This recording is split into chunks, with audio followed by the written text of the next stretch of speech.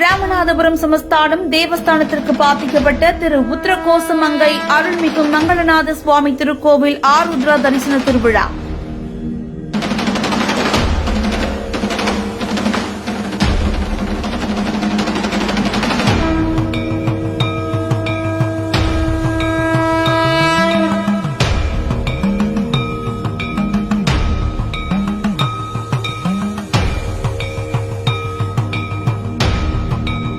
ராமநாதபுரம் சமஸ்தானம் தேவஸ்தான பரம்பரை அறங்காவலர் திருமதி ஆர் பிரம்மகிருஷ்ண ராஜேஸ்வரி நாச்சியார், சேதுபதி ராணி திருமதி வி அபர்ணா நாச்சியார் மற்றும் மாவட்ட நிர்வாகம் தலைமையில்